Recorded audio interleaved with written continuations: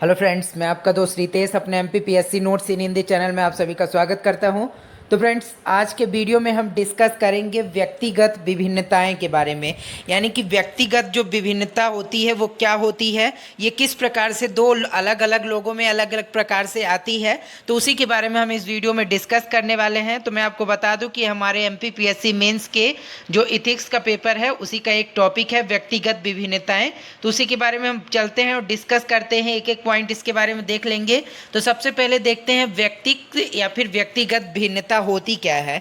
तो जब दो बालक विभिन्न समानताएं रखते हुए भी आपस में भिन्न व्यवहार करते हैं तो इसे व्यक्तिगत या फिर व्यक्तित्व भिन्नता कहा जाता है। यानी कि जब जो मान लीजिए कि दो बच्चे हैं, ठीक है, और वे विभिन्न प्रकार की समानताएं रखते हैं आपस में, लेकिन उसके बाद भी समानता होने के बाद भी, जैसे कि मान लीजिए उनमें समानता है कि वो एक ही माता पिता की संतान है, दो भाई हैं, ठीक है, आपस में, ठीक है, और उनमें कई जो है समानताएं हैं, ठीक है, लेकिन उसके बावजूद भी उनके व्यवहार जो है भिन्न भिन्न होते हैं। हो सकता है कि एक बालक जो है उसके व्यवहार में जो है क्या है मिठास हो, लेकिन दूसरे के व्यवहार में जो है कड़वाहट हो, या जो दूसरे से मिलता हो तो जल्दी घुल मिल जाता हो, और एक जो है बहुत टाइम लगता हो घुलने मिलने में। तो इस प्रकार से जो दोनों बालक में समानताएं होने के बावजूद भी, ठीक है, और यदि वह व्यवहार भिन्न भिन्न करते हैं, ठीक है, उनके व्यवहार में काफ़ी अंतर होता है, तो उसे क्या कह सकते हैं, व्यक्तित्व जो या फिर व्यक्तिगत भिन्नता कहा जाता है। ठीक है, यानी कि व्यक्तिगत रूप से उनमें काफ़ी भिन्नताएं हैं, समानताएं होते हुए भी काफ़ी जो व्यवहार वगैरह कई चीज़ें ऐसी होंगी जो भिन्न भिन्न होंगी। ठीक है, और व्यक्तिगत भिन्नता से अभिप्राय है कि प्रत्येक व्यक्ति में जैविक, मानसिक, सांस्कृतिक, संवेगात्मक अंतर पाया जाना। यानी कि कोई व्यक्तिगत भिन्नता जो है उसका मेन जो क्या है कि अभिप्राय क्या होता है कि जो व्यक्ति हैं उसमें जो जैविक रूप से या मानसिक रूप से या फिर सांस्कृतिक रूप से या संवेगात्मक रूप से अंतर पाया जाता है। दो जो व्यक्ति हैं, मान लीजिए कोई दो व्यक्ति हैं, उनमें जो है चाहे जैविक रूप हो या फिर किसी भी प्रकार से सांस्कृतिक से चीज़ें हों, ठीक है, या मानसिक रूप से कोई भी जो है चेंजेस है, ये सभी चीज़ों के रूप में जो है व्यक्तिगत भिन्नता पाई जाती है और दोनों में अंतर होता है। ठीक है, और इसी अंतर के कारण एक व्यक्ति दूसरे से भिन्न माना जाता है। यानी कि जो ये अंतर होते हैं कौन कौन से, जैसे चाहे जैविक हो, मानसिक हो या संवेगात्मक अंतर होते हैं,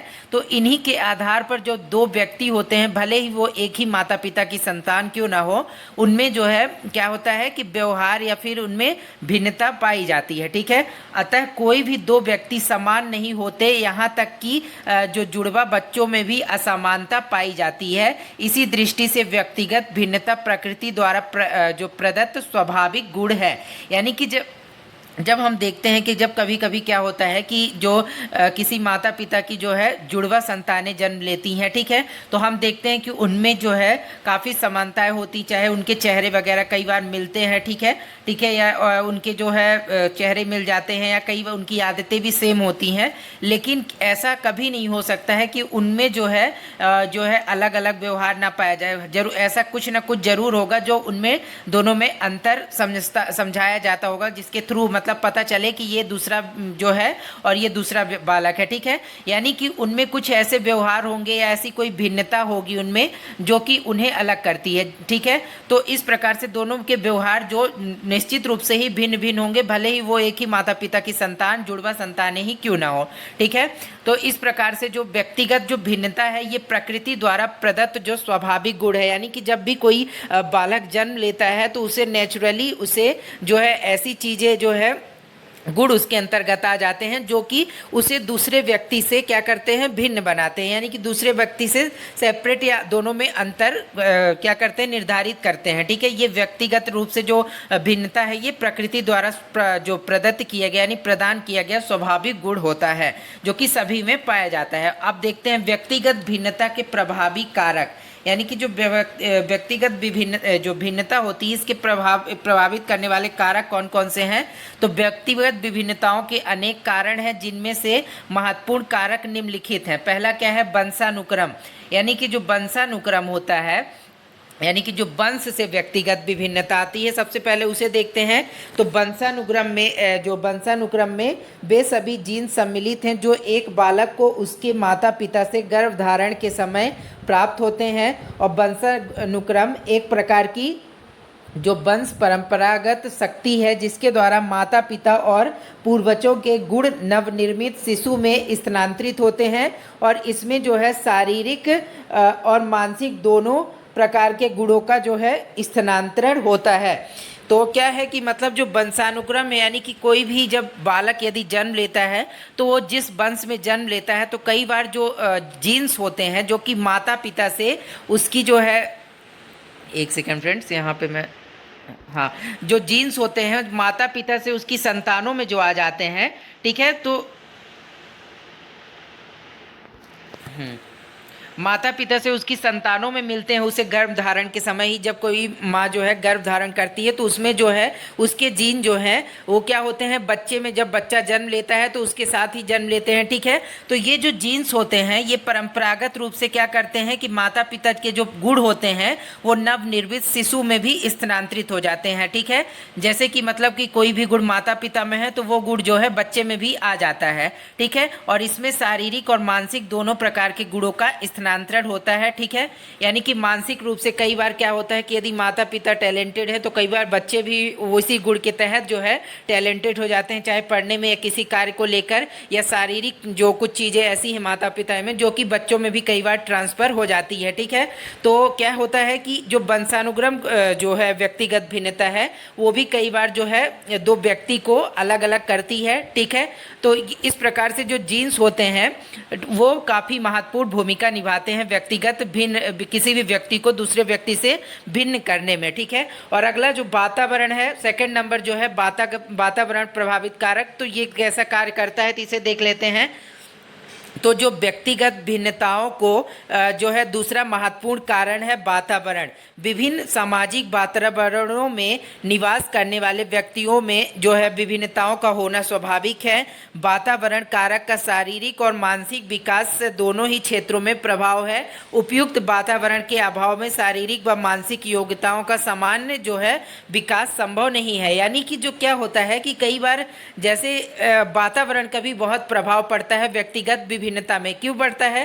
क्योंकि कई बार आप देखेंगे कि यदि मान लीजिए कि जैसे विश्व भर में कई देश हैं, ठीक है, तो आप देखेंगे कि भारत में एक जो कि गर्म देश है, ठीक है, तो यहाँ के लोग थोड़े दूसरे प्रकार के होते हैं। और जो पश्चिमी देश है जहाँ की ठंडक वाले देश हैं, जो कि जहाँ ठंड ज़्यादा रहती है, तो वहाँ के जो लोगों में जो भिन्नताएं हैं वो अलग अलग प्रकार से होती है। ठीक इसी प्रकार से आप भारत में ही देखेंगे कि भारत में जो राज्य हैं, कई सारे राज्य हैं, उनमें से आप देखेंगे कि हर राज्य, जैसे कि पूर्वोत्तर के राज्यों को ले लीजिए और दक्षिण के राज्यों को, या फिर नॉर्थ के राज्यों में, यहाँ थोड़ी यहाँ के लोगों में आपको विभिन्नताएं पाई जाएंगी, चाहे वो किसी भी प्रकार की विभिन्नता हो, चाहे मानसिक रूप से हो या फिर क्या हो कि कोई भी मान लीजिए कि शारीरिक जो विभिन्नताएं हैं वो देखने को मिलती हैं, ठीक है। शरीर की बनावट में थोड़ा सा चेंजेस समझ में आता है, ठीक है। तो इस प्रकार से जो अलग अलग क्षेत्र में निवास करते हैं या वातावरण है जो अलग अलग क्षेत्रों का, वो भी कई बार क्या करता है, व्यक्तिगत विभिन्नता में महत्वपूर्ण भूमिका अदा करता है। और यदि एक जो वातावरण जो है, वातावरण के अभाव में जो क्या होता है, उपयुक्त वातावरण के अभाव में शारीरिक और जो मानसिक योग्यताओं का समान विकास जो है, मतलब कि यदि उपयुक्त वातावरण किसी व्यक्ति को नहीं मिल रहा है तो उसका शारीरिक और मानसिक योग्यताओं का समान विकास संभव नहीं हो पाएगा। उचित वातावरण मिलने पर ही कोई भी व्यक्ति जो है मानसिक और शारीरिक रूप से उचित विकास कर सकता है, ठीक है। अब अगला देखते हैं जाति, प्रजाति व देश। यानी कि जाति, प्रजाति व देश का क्या योगदान होता है व्यक्तिगत विभिन्नता में। तो एक देश में रहने वाली विभिन्न जातियों और प्रजातियों में अंतर होता है, और भारत में आर्य और द्रविड़ों में अंतर स्पष्ट है, ठीक है। इसी प्रकार से हिंदुओं के विभिन्न वर्गों में अंतर स्पष्ट होता है। व्यक्तिगत विभिन्नताओं के कारण जो है ही हमें विभिन्न देशों के व्यक्तियों को पहचानने में किसी भी प्रकार की कठिनाइयाँ नहीं होती है। यानी कि जो कई बार क्या होता है कि जो व्यक्तिगत विभिन्नता को जाति या फिर देश भी क्या करते हैं, महत्वपूर्ण योगदान निभाते हैं। जैसा कि मैंने आपको ऊपर भी समझाया है कि कई अलग अलग देशों के व्यक्ति जो है अलग अलग होते हैं। जैसे भारत के देखने में व्यक्ति थोड़े अलग प्रकार से होते हैं। यदि आप चीन में जाएंगे तो वहाँ देखने को मिलेगा कि वहाँ के जो व्यक्ति हैं उनकी थोड़ी आंखें छोटी छोटी होती हैं, ठीक है। और जापान में देखेंगे तो वहाँ के लोग और ज़्यादा थोड़े डिफरेंट टाइप के होते हैं। और ब्रिटिशर्स को देखेंगे तो वहाँ के जो व्यक्ति होते हैं वो डिफरेंट होते हैं भारत की तुलना में। तो इस प्रकार से जो देश हैं बटे हुए हैं विश्व भर में, वहाँ आप देखेंगे तो हर क्षेत्र के व्यक्ति जो हैं अलग अलग प्रकार से होते हैं। और कई बार जो है जातियों का भी इसमें महत्व होता है कि कई बार जो है आप डिफरेंस देखने को आपको मिलेगा, ठीक है। तो इस प्रकार से जाति प्रजाति देश भी जो है महत्वपूर्ण भूमिका निभाते हैं व्यक्तिगत जो है विभिन्नता लाने में, ठीक है। इसके बाद जो है अगला क्या है, आयु एवं बुद्धि, यानी कि आयु एवं जो बुद्धि है, टैलेंट वगैरह, वो कैसे महत्वपूर्ण भूमिका निभाता है व्यक्तिगत विभिन्नता के लिए। तो व्यक्तिगत भिन्नता का एक कारण आयु और बुद्धि भी है। आयु के साथ साथ बालक का शारीरिक, मानसिक और संवेगात्मक विकास होता है, इसलिए जो विभिन्न आयु के बालकों में अंतर मिलता है। बुद्धि जन्मजात गुण होने के कारण किसी को प्रतिभाशाली और किसी को मूढ़ बनाकर अंतर की स्पष्ट रेखा खींच देती है। यानी कि क्या होता है कि कई बार जो आयु होती है वो उससे भी आपको डिफरेंस पता चल जाता है। यानी कि जैसे कि मान लीजिए कोई बच्चा 5 साल का है या कोई और एक दूसरा जो बच्चा है वो 8 साल का है, ठीक है। तो दोनों में ही जो आयु जैसे कि 3 साल का अंतर है तो उनमें शारीरिक, मानसिक और संवेगात्मक विकास अलग अलग हुएंगे, ठीक है, अलग अलग समय पर होंगे। तो उसमें आपको अंतर देखने को मिलेगा कि जो 8 साल वाला बच्चा है उसका जो शारीरिक और मानसिक विकास जो है ज़्यादा हुआ रहेगा क्योंकि वो बड़ा है उम्र में। और जो 5 साल वाला बच्चा है उसका जो शारीरिक और मानसिक और संवेगात्मक विकास वो कम ही होगा क्योंकि वो अभी उतना बड़ा नहीं हुआ है, उसकी उम्र कम है, ठीक है, 8 साल वाले की तुलना में। ठीक इसी प्रकार से बुद्धि जो कि जन्मजात गुण होता है, ठीक है, तो वो भी कई बार क्या होता है कि 2 बच्चों में आप देखेंगे 2 व्यक्ति में तो वो अलग अलग होता है। जैसे मान लीजिए हो सकता है कि एक बालक जो है कमज़ोर प्रवृत्ति का हो, ठीक है, मानसिक रूप से या पढ़ने में थोड़ा अक्षम हो, और दूसरा जो उसी के सामने एक और बालक है उसी के साथ पढ़ने वाला, तो वो क्या हो कि जो पढ़ने में या मानसिक रूप से ज़्यादा तेज हो, किसी भी कार्य को जल्दी तेजी से करता हो, ठीक है। तो इस प्रकार से आयु और बुद्धि भी जो है महत्वपूर्ण भूमिका निभाती हैं व्यक्तिगत विभिन्नता में, ठीक है।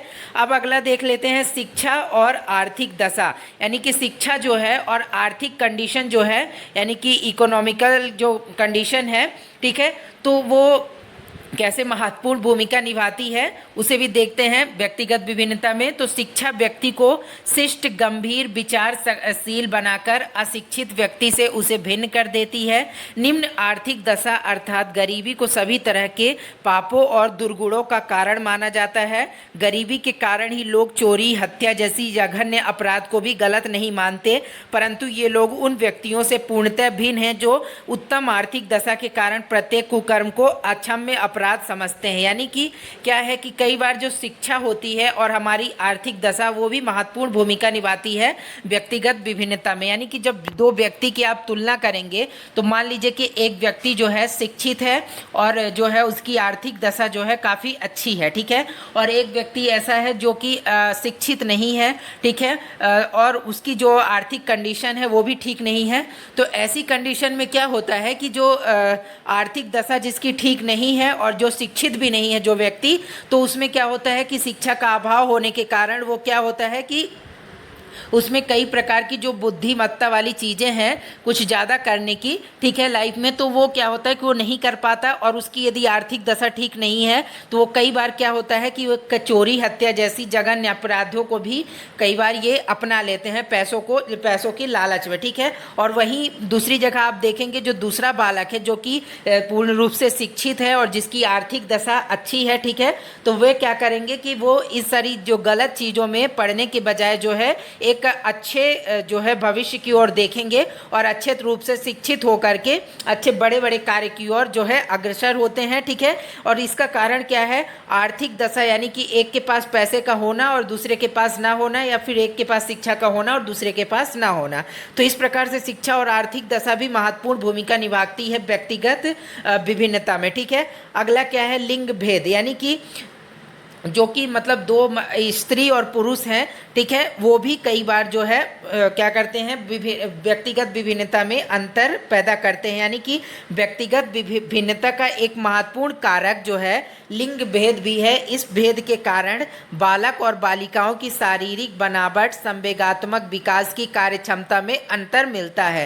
यानी कि जो यदि व्यक्तिगत विभिन्नता का एक महत्वपूर्ण कारण देखें तो वो बालक और बालिकाओं की शारीरिक बनावट में और संवेगात्मक विकास की कार्यक्षमता में अंतर मिलता है। यानी कि आप देखेंगे कि बालक बालिकाओं में जो शारीरिक अंतर होते हैं कई प्रकार से, या फिर संवेगात्मक रूप से भी उनमें जो है कई बार जो होता है कि अलग अलग अंतर देखने को मिल जाता है, ठीक है। तो इस प्रकार से हम कह सकते हैं कि लिंग भेद भी जो व्यक्तिगत विभिन्नता को जो अलग करने में या अंतर करने में महत्वपूर्ण भूमिका निभाता है, ठीक है। अब हम देख लेते हैं कि जो व्यक्तिगत विभिन्नता है उसका महत्व क्या है, ठीक है, किस प्रकार से ये महत्व है, इसका महत्वपूर्ण है ये व्यक्तिगत या विभिन्नता। तो कुछ प्रमुख महत्व इस प्रकार से हैं व्यक्तिगत विभिन्नता के, कौन कौन से। तो व्यक्तियों के वर्गीकरण में जो है व्यक्तिगत विभिन्नताओं के ज्ञान आवश्यक है। यह वर्गीकरण विद्यालय में विद्यार्थियों का हो सकता है। विद्यार्थियों का मानसिक योग्यताओं के आधार पर वर्गीकरण कर यदि उन्हें शिक्षा दी जाती है तो शिक्षा उनके लिए बहुत उपयोगी हो जाती है। यानी कि जो व्यक्तिगत विभिन्नता है उसका महत्व इस प्रकार से देखा जा सकता है कि यदि एक कोई विद्यालय है, ठीक है, तो वहाँ पर आप देखेंगे कि ज़्यादातर क्या होता है कि सभी जो मानसिक रूप से बच्चे हैं, ठीक है, किसी भी प्रकार के, उन सभी को बैठा कर के से एक प्रकार से ही जो पढ़ाया जाता है, ठीक है, और किसी को भी एक्स्ट्रा क्लासेस नहीं दी जाती, चाहे वो कमज़ोर क्लास का बच्चा हो या जो है ज़्यादा अच्छा होशियार क्लास का हो, ठीक है, ज़्यादा मतलब मानसिक क्षमता वाला हो। तो ऐसी कंडीशन में क्या होता है कि उनकी जो व्यक्तिगत विभिन्नताओं के कारण उनकी जो मानसिक योग्यता है वो पूरी तरह से जो विकसित नहीं हो पाती। लेकिन इसी अवस्था में यदि कोई भी विद्यालय यदि एक वर्गीकरण कर दे बच्चों का जो कि मानसिक रूप से कमज़ोर हैं और जो मानसिक रूप से जो है तेज हैं, तो यदि मानसिक रूप से कमज़ोर बच्चों को जो है एक्स्ट्रा क्लासेस देकर या फिर उनमें ज़्यादा ध्यान देकर उनमें थोड़ा से गुण ज़्यादा विकसित किए गए तो उनका क्या होगा, अच्छी तरह से विकास होगा। तो ठीक है, व्यक्तिगत विभिन्नता यहाँ पर एक महत्वपूर्ण रोल अदा करती है। और अगला है, अध्ययनों में देखा गया है कि कक्षा में मानसिक दृष्टि से जितनी अधिक समझातीयता होगी शिक्षा का प्रभाव उतना ही आसान होगा। यानी कि मानसिक रूप से जितना जो है एक ही जैसे बालक रहेंगे, ठीक है, तो उसका शिक्षा का प्रभाव उतना ही समान होगा। यानी कि सभी को जो समान रूप से शिक्षा मिलेगी, समान रूप से, ठीक है, मानसिक दृष्टि से एक जैसे बालकों के होने से, ठीक है। अगला क्या पॉइंट है, तो अगला है कक्षा में व्यक्तिगत विभिन्नताओं के अनुसार शैक्षिक आवश्यकताओं की पूर्ति के लिए आवश्यक है कि कक्षा में बालकों की संख्या अधिक से अधिक 20 होनी चाहिए और कक्षा में विद्यार्थियों की संख्या कम होने से शिक्षक का विद्यार्थियों से व्यक्तिगत संपर्क व संबंध अच्छा होता है तथा वह विद्यार्थियों से उनके स्वभाव के अनुसार कार्य करवा सकता है। यानी कि कई बार देखने को मिलता है कि हम जब विद्यालयों में देखते हैं, चाहे वो प्राइवेट हो या गवर्नमेंट, तो वहाँ पर जो विद्यार्थियों की संख्या होती है तो वो क्या होता है कि बहुत ही बड़ी बड़ी मात्रा में वहाँ क्लास में चाहे 50 हो 60 कई कई जगह तो 100 विद्यार्थियों के जो एक ही कमरे में बैठा दिया जाता है। तो ऐसी कंडीशन में उनका जो डेवलपमेंट पूरी तरह से नहीं हो पाता। तो चाहिए क्या, तो ऐसा होना चाहिए कि कोई भी विद्यालय हो, चाहे वो सरकारी हो या प्राइवेट हो, वहाँ पर कम से कम बच्चों की संख्या रखनी चाहिए एक क्लास में, ताकि कोई भी जो टीचर है या फिर शिक्षक है तो वो क्या करे कि ज़्यादा से ज़्यादा जो ध्यान, कम से कम यदि बच्चे रहेंगे तो टीचर का जो है ज़्यादा से ज़्यादा उन पर ध्यान दे पाएगा और सभी बच्चों पर वो पूर्ण रूप से ध्यान दे पाएगा, जिससे क्या होगा कि उनका जो बच्चों का व्यक्तिगत विकास जो है या मानसिक रूप से विकास ज़्यादा अच्छे से हो पाएगा। ठीक है, इसके बाद अगला है, एक ही कक्षा के बालकों की रुचियों, अभिवृत्तियों एवं मानसिक योग्यताओं में अंतर होने के कारण पाठ्यक्रम का विभिन्नीकरण अत्यंत आवश्यक है और सबको अपनी रुचियों, योग्यताओं और इच्छाओं के अनुसार विषयों को चयन में छूट होनी चाहिए। यानी कि जैसा कि होता है कि हर बालक एक ही प्रकार से मानसिक रूप से या फिर जो है मानसिक शारीरिक रूप से एक ही प्रकार से नहीं होता है, उनमें जो है विभिन्नताएं पाई जाती हैं। ठीक उसी प्रकार से उनकी अलग अलग रुचियां होती हैं, विवृत्तियां होती हैं और मानसिक योग्यताएं जो है उनकी अलग अलग होती हैं। तो उसी के अकॉर्डिंग विद्यालयों में जो क्या हो कि पाठ्यक्रम का जो है वितरण होना चाहिए। चाहिए।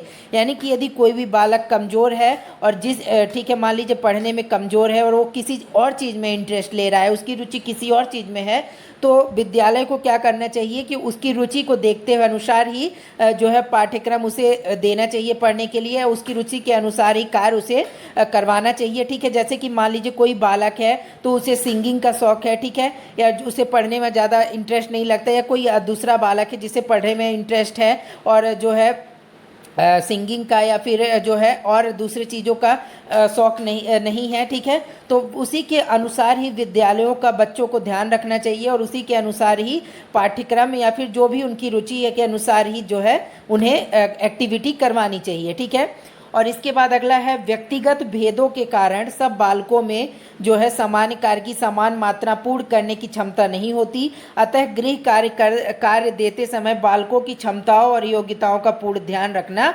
आवश्यक है। यानी कि जो अलग अलग बालक हैं उनमें सामान्य कार्य की जो समान मात्रा में पूर्ण करने की क्षमता नहीं होती। यानी कि जो मान लीजिए दो बालक हैं तो उनकी व्यक्तिगत जो क्षमताएं हैं वो अलग अलग होंगी। कोई बालक जो है वो ज़्यादा पढ़ लेगा और वहीं दूसरा जो बालक है उसके समीप वो उतनी तेज़ी से किसी भी चीज़ को पढ़ नहीं पाएगा या याद नहीं कर पाएगा। तो जब विद्यालयों के द्वारा किसी भी बच्चे को होमवर्क देना है या गृह कार्य देना है तो उस समय जो है उनकी व्यक्तिगत जो क्षमताएं हैं या योग्यताएं हैं उनका पूर्ण ध्यान रखते हुए ही ये गृह कार्य वगैरह देने चाहिए, ताकि बालक उसे अच्छी तरह से अपनी क्षमताओं के अनुसार ही कर पाए। ठीक है, अगला है व्यक्तिगत भिन्नता के आधार क्या हैं। यानी कि व्यक्तिगत भिन्नता जो है इसके क्या क्या आधार हैं, तो व्यक्तिगत भिन्नता के प्रमुख दो आधार हैं, वंशानुक्रम और पर्यावरण। ठीक है, जो कि हमने ऊपर भी डिस्कस किया इसके बारे में, तो उसे भी एक बार थोड़ा इसके बारे में देख लेते हैं। ठीक है, इसके बारे में भी, तो माता पिता व अन्य पूर्वजों से संतान को प्राप्त होने वाला गुण वंशानुक्रम कहलाता है और इन्हीं के कारण प्रत्येक मनुष्य में विभिन्नता और समानता भी दिखाई देती है। जैसा कि हमने ऊपर भी डिस्कस किया कि वंशानुक्रम जो है महत्वपूर्ण भूमिका अदा करता है व्यक्तिगत भिन्नता में। अगला क्या है, पर्यावरण। तो पर्यावरण जो है विकास में मानव विकास में पर्यावरण का स्थान बड़ा महत्वपूर्ण होता है। पर्यावरण में वे सभी तत्व आते हैं जो मानव विकास की व उसके संबंधों को प्रभावित करते हैं। यानी कि जो पर्यावरण है वो किसी भी बालक या व्यक्ति के लिए बहुत ही महत्वपूर्ण है, क्योंकि पर्यावरण में पूरी प्रकृति ही समाई है। पर्यावरण में पेड़ पौधे हैं, जल है या फिर लोग समाज रहता है इतना, तो ये सभी चीज़ें जो क्या होता है कि मानव के विकास में एक महत्वपूर्ण भूमिका निभाते हैं। ठीक है, और मानव विकास व उसके संबंधों को प्रभावित करता है एक पर्यावरण। ठीक है, अब आगे देख लेते हैं व्यक्तित्व जो भिन्नता के प्रकार कौन कौन से हैं। ठीक है, यानी कि जो व्यक्तिगत विभिन्नता होती है उसके प्रकार किस किस प्रकार कौन कौन से प्रकार हैं, तो वो देखते हैं। तो पहला है शारीरिक जो है शारीरिक विकास में व्यक्तिगत विभिन्नता। यानी कि जो शारीरिक विकास हुआ है व्यक्ति में उसमें कई बार विभिन्नता देखने को मिलती है। ठीक है, और इसके बाद अगला है मानसिक विकास में व्यक्तिगत भिन्नता। यानी मानसिक रूप से भी कई बार जो है बच्चे हों या बड़े हों उनमें जो है विभिन्नता देखने को मिलती है। ठीक है, मानसिक रूप से कोई कमज़ोर हो सकता है या कोई पढ़ने में या किसी भी एक्टिविटी में ज़्यादा तेज हो सकता है। अब अगला क्या है, अगला है सांवेगिक विकास में। यानी कि सांवेगिक रूप से जो विकास होते हैं संवेगों का, उनमें अलग अलग जो भावनाएं हैं, ठीक है, बच्चों में जो उत्पन्न होती हैं, चाहे वो गुस्से से रिलेटेड हो या खुशी से रिलेटेड हो, ठीक है, हंसने से रिलेटेड हो, तो हर प्रकार की जो संवेगात्मक विकास है वो दो व्यक्ति में अलग अलग प्रकार से कई बार हो सकता है। ठीक है, अगला क्या है व्यक्तिगत भिन्नता व्यक्तित्व संबंधी। यानी कि यहाँ पर जो व्यक्तिगत विभिन्नता है व्यक्तित्व से संबंधी, यानी कि जो कोई भी व्यक्ति है उसमें व्यक्तिगत रूप से कई प्रकार से जो है विभिन्नता देखने को मिलती है। ठीक है, उसकी सोच हो सकता है कि दूसरे व्यक्ति से अलग होगी, उसका व्यक्तित्व थोड़ा उसे अन्य व्यक्तियों से अलग बनाता होगा, खुश मिजाज हो सकता है एक व्यक्ति और दूसरा जो है क्रोध करने वाला हो। इस प्रकार से व्यक्तित्व संबंधी जो व्यक्तिगत विभिन्नता भी देखने को मिलती है। अगला क्या है, अगला है उपलब्धियों में अंतर। यानी कि जो उपलब्धियों में अंतर होता है कि दो व्यक्ति हैं यदि, तो उनमें क्या है, किसी भी चीज़ को अचीव करने की, किसी भी मान लीजिए कि कोई भी चीज़ है, किसी भी कंपटीशन को जीतने की जो क्षमता है दो व्यक्तियों में हमेशा अलग अलग हो सकती है। ज़रूरी नहीं कि वे सेम तरीके से ही उस चीज़ों को जीतें, ठीक है। तो उपलब्धियों में दोनों में अंतर देखने को मिलता है कई बार, ठीक है। अगला क्या है, ज्ञानात्मक व क्रियात्मक क्षमताओं में व्यक्तिगत विभिन्नता, यानी कि जो ज्ञान है और एक कार्य करने की जो क्षमताएं हैं वो उसमें भी कई बार जो है व्यक्तिगत विभिन्नता देखने को मिलती है। अगला क्या है, भाषाई आधार पर व्यक्तिगत विभिन्नता, यानी कि भाषा भी कई बार जो है दो अलग अलग व्यक्तियों की अलग अलग होती है। जैसे कि मान लीजिए कोई व्यक्ति, मान लीजिए भारत में ही ले लीजिए, उत्तर साइड में वो हिंदी बोलता है, तो दक्षिण साइड में जो साउथ में वो जो है अपनी साउथ की लैंग्वेज बोलते हैं। तो ये जो भाषाई आधार पर विभिन्नता देखने को मिलती है कई बार। और अगला है लिंग के आधार पर, जैसे कि जो एक बालिका है या बालक में, उनमें भी कई प्रकार की विभिन्नताएं देखने को मिलती हैं, चाहे वो शारीरिक रूप से हो या चाहे फिर किसी और भी प्रकार से हो, ठीक है। अगला लास्ट जो है आज का, यह परिवार व समुदाय के आधार पर भी कई बार व्यक्तिगत विभिन्नता देखने को मिलती है। कई बार जो अलग अलग समुदाय के लोग हैं उनके रीति रिवाज जो होते हैं या फिर मान्यताएं होती हैं वो सभी जो है अलग अलग प्रकार की होती हैं। तो इस प्रकार से आज हमने देखा कि व्यक्तिगत जो विभिन्नता होती है ये क्या होती है और इसके प्रकार कौन कौन से होते हैं, ठीक है। और जो है व्यक्तिगत विभिन्नता का महत्व क्या है, इसको प्रभावित करने वाले कारक क्या है, इन सभी चीज़ों के बारे में आज हमने डिटेल में देखा। आई होप कि ये वीडियो आपको अच्छा लगा होगा। तो फ्रेंड्स आज के वीडियो में इतना ही। अब इसी तरह के नए नए वीडियो हम डेली अपडेट करते रहेंगे, आप लोग को अपलोड करते रहेंगे। और यदि आपने अभी तक चैनल MPPSC नोट्स इन हिंदी सब्सक्राइब नहीं किया है तो इसे सब्सक्राइब कर लें, ताकि आने वाले सभी वीडियोज़ के नोटिफिकेशन आपको कंटिन्यू मिलते रहे। तो फ्रेंड्स आज के लिए इतना ही, मिलेंगे नेक्स्ट वीडियो में, बाय बाय।